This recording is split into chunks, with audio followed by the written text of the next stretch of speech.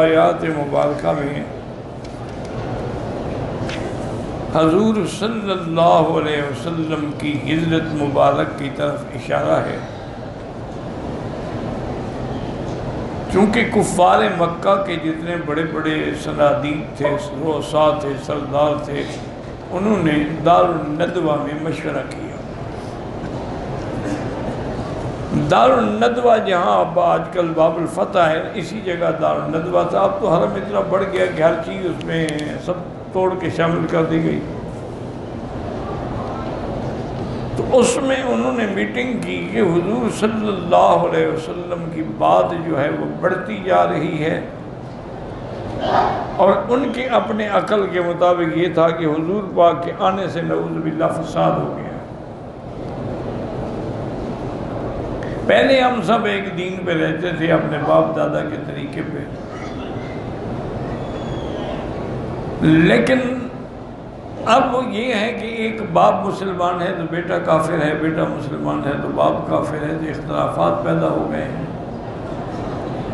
اور یہ بڑھتے جا رہے ہیں۔ اور پھر حضور صلی اللہ علیہ وسلم بھی ہمارے آلہہ کی، ہمارے بتوں کی، ہمارے خداؤں کی کھلا تردید فرماتے ہیں۔ اب ہمارے لیے یہ بات ناقابل برداشت ہے۔ ہمیں کوئی اس کے بارے میں مشورہ کر کے حل سوچنا چاہیے۔ اور بعض روایات میں یہ بھی آتا ہے کہ جب یہ مشورے کے لیے دارالندوہ میں اکٹھے ہوئے تو ابلیس لعین جو ہے وہ بھی ایک نجد کے سردار کی شکل بنا کے وہ بھی آ گیا۔ انہوں نے کہا مجھے پتہ لگا ہے تو میں بھی تمہارے ساتھ ہوں، اور فلاں قبیلے کا میں سردار ہوں۔ خوش ہو گئے، چلو ایک اور قبیلہ بھی مل گیا۔ تو ایک آدمی نے تو تجویز یہ پیش کی کہ ہم حضور صلی اللہ علیہ وسلم کو گرفتار کر کے قید کر دیتے ہیں، کسی کو ملنے نہیں دیں گے، اور قید میں آپ کو نہ ہم پانی دیں گے نہ کھانا دیں گے، آخر خود بخود فوت ہو جائیں گے۔ لیکن وہ جو ابلیس بیٹھا تھا نا بدبخت، اس نے کہا بئس ما قلت، یہ بڑی غلط تجویز ہے۔ تم کیا سمجھتے ہو کہ تم انہیں قید کر دو گے اور اس کے ماننے والے خاموش رہیں گے؟ وہ جان پہ کھیل کر بھی دیواریں تمہاری توڑ ڈالیں گے۔ ایک دوسرے نے کہا کہ پھر ایک حل ہے کہ ہم حضور صلی اللہ علیہ وسلم کو مجبور کر دیں کہ مکے سے نکل جائیں، جہاں مرضی آئے جائیں، لیکن مکے میں نہ رہیں۔ تو اس نے پھر کہا کہ بئس ما قلت، تمہاری رائے بھی غلط ہے۔ تم کیا سمجھتے ہو کہ حضور جب مکے سے باہر جائیں گے وہ تو جہاں جہاں گزریں گے سارے لوگ ان کے ساتھ ملتے جائیں گے، وہ تو ایک عظیم لشکر بن جائے گا۔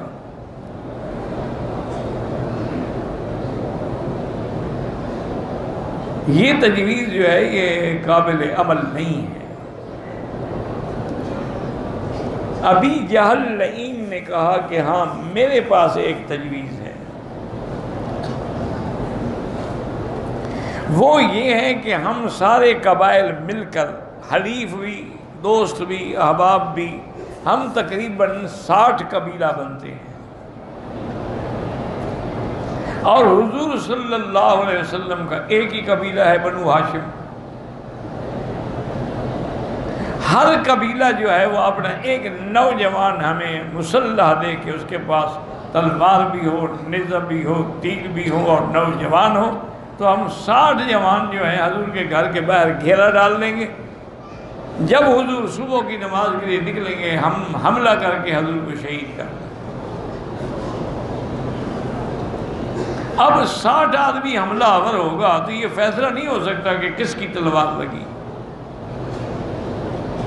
اور اگر بنو ہاشم ضد بھی کریں گے تو زیادہ سے زیادہ ہم سے دیت لے لیں گے، اور ہمارا مقابلہ تو وہ نہیں کر سکتے کہ ایک قبیلہ 60 قبیلے سے لڑے۔ تو ابلیس لعین جو بیٹھا تھا بڑا خوش ہو سے کہا نعم ما قلت، تمہاری تجویز سب سے اچھی ہے، بات کو ختم کرو، شہید کرو، قید کرو گے، نکالو گے، جب تک حضور زندہ ہیں پر تمہارا مقابلہ ہوتا رہے گا۔ اسی تجویز پہ عمل ہو کہ انہوں نے ایک پروگرام بنایا کہ فلاں رات جو ہے ہم حضور کے گھر پہ گھیرا ڈالیں گے۔ یہ واقعہ ہجرت جو ہے باقاعدہ اللہ کے قرآن میں موجود ہے۔ وَإِذْ يَمْكُرُ بِكَ الَّذِينَ كَفَرُوا لِيَقْتُلُوكَ أَوْ يُخْرِجُوكَ، جب کافر مشورہ کر رہے تھے میرے نبی کہ آپ کو قید کر دیں یا آپ کو نکال دیں یا قتل کر دیں، یمکرون ویمکر اللہ واللہ خیر الماکرین۔ اللہ نے فرمایا یہ تدبیریں کرتے ہیں لیکن سب سے بڑی تدبیر تو میری ہے۔ اس لیے اللہ تبارک و تعالیٰ کے پیغمبر کو حکم ہوا کہ میرے محبوب اب دشمن اس حد پہ آ گیا ہے کہ آپ کو قتل کرنا چاہتے ہیں، اب آپ ہجرت کی تیاری کریں۔ اور یہ حکم بھی اللہ نے فرمایا کہ ابو بکر کو بھی ساتھ لیں۔ یہ شان صرف ابو بکر کی ہے اور کسی صحابی کی، جس کے بارے میں اللہ کہے کہ اس کو ساتھ لے لیں، یعنی جس کی دیانت، امانت، صداقت، وفاداری کا خدا خود گواہ تھا۔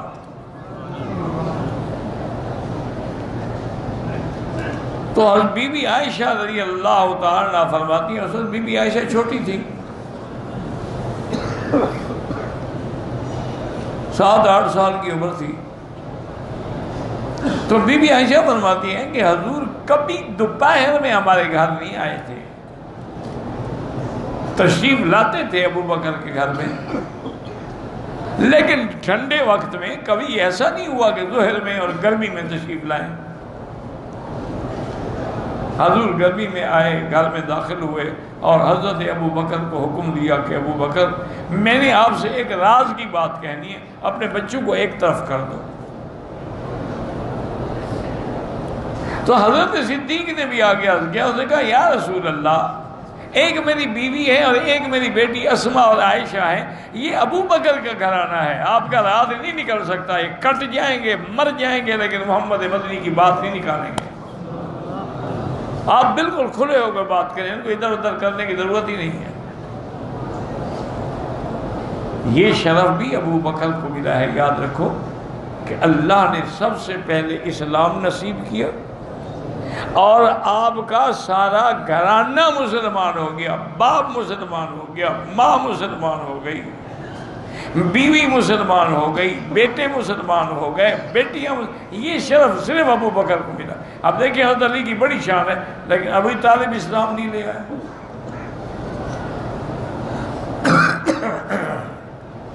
سیدنا حمزہ کا بڑا مقام ہے لیکن باپ اسلام نہیں لائے۔ حضرت عمر کا بڑا مقام ہے لیکن خطاب اسلام نہیں لائے۔ یہ شرف صرف ابو بکر کو ملا ہے کہ سارا گھرانہ مسلمان۔ اور یہ شرف بھی یاد رکھیں ابو بکر کو ملا ہے کہ حضور کے معراج کے بارے میں سب سے پہلے تصدیق کرنے والا بھی ابو بکر ہے۔ جب سارے مکے والے تکذیب کر رہے تھے کہ ابو بکر تھا، جس نے کہا صدق رسول اللہ، حضور نے سچ فرمایا۔ ابو جہل حیران ہو گیا، انہوں نے کہا کہ تم مانتے ہو؟ ایک رات میں حضور تشریف لے گئے اور مسجد اقصیٰ میں اور پھر آسمانوں پر، اور نے کہا یار تم کیسی بے وقوفی والی باتیں کرتے ہو، جب جبریل آ سکتا ہے جا سکتا ہے تو محمد مصطفیٰ کیوں نہیں جا سکتا؟ ہم تو جبریل کا آنا جانا بھی مانتے ہیں۔ اب ابو جہل کے پاس کیا جواب ہو سکتا تھا؟ تو حضور نے فرمایا کہ مجھے اللہ نے حکم دیا ہے کہ ہم نے ہجرت کرنی۔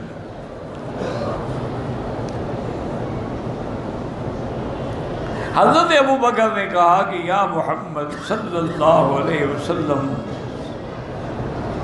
آپ یاد رکھیں، میری عرض سن لیں کہ میں نے 6 مہینے پہلے خواب دیکھا تھا کہ آپ ہجرت کریں گے اور مجھے بھی ساتھ لے جائیں گے۔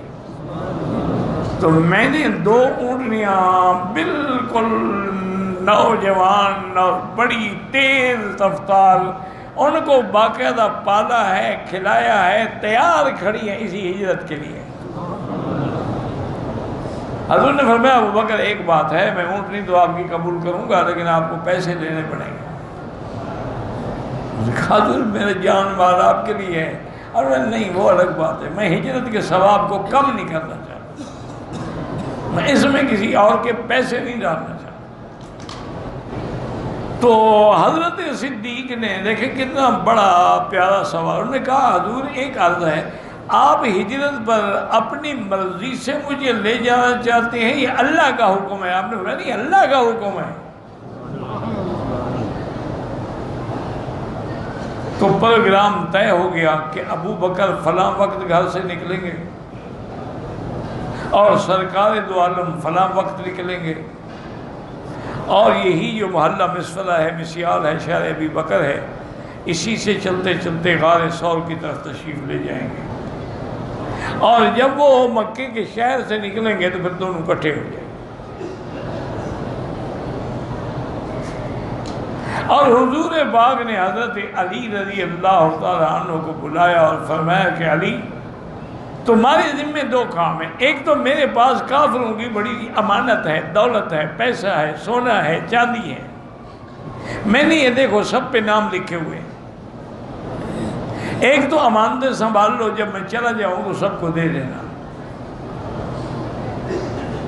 میں یہ نہیں چاہتا کہ کوئی الزام لگائے کہ اللہ کے نبی ہماری امانتیں ساتھ لے گئے، جیسے موسیٰ علیہ السلام کی قوم جو تھی نا تو وہ قبطیوں کے زیور ساتھ لے گئی تھی۔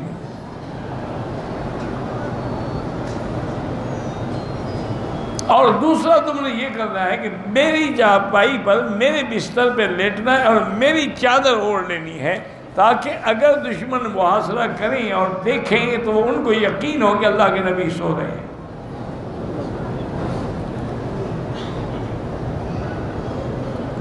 حضرت نے کہا کہ حاضر یا رسول اللہ۔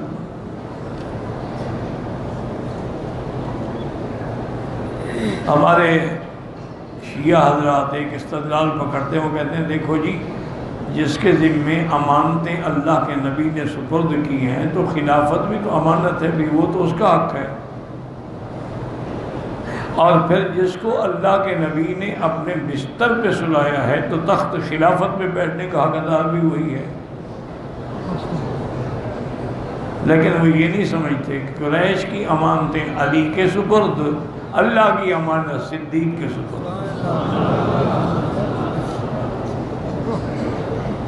اور حضرت علی حضور کے بستر پہ سوئے ہیں اور محمد مدنی صدیق کی گود میں سوئے ہیں۔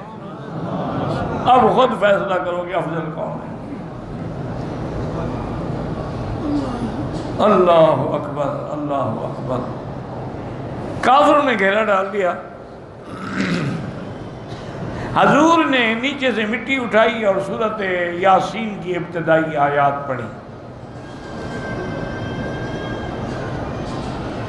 جب اس آیت پہ پہنچے وَجَعَلْنَا مِن بَيْنِ أَيْدِيهِمْ سَدًّا وَمِنْ خَلْفِهِمْ سَدًّا فَأَغْشَيْنَاهُمْ فَهُمْ لَا يُبْصِرُونَ، آپ نے وہ مٹی ایسے پھینکی اور فرمایا شاہت الوجوہ، شاہت الوجوہ، شاہت الوجوہ، اللہ کرے کافروں تمہارے منہ جل جائیں، تم میرا راستہ روکنا چاہتے ہو۔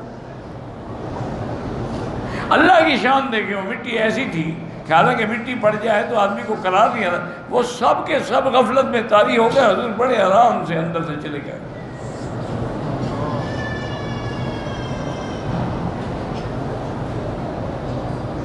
حضور صلی اللہ علیہ وسلم جب باہر نکلے پھر سیدنا صدیق بھی انتظار میں تھے، تو حضور نے فرمایا ابو بکر ایسا کرو، ہم کٹھے نہیں چلتے، میں آگے چلتا ہوں تم پیچھے چلو، لیکن فاصلہ رکھو کہ دشمن حملہ کرے تو دونوں پہ اکٹھا تو نہ کر دینا۔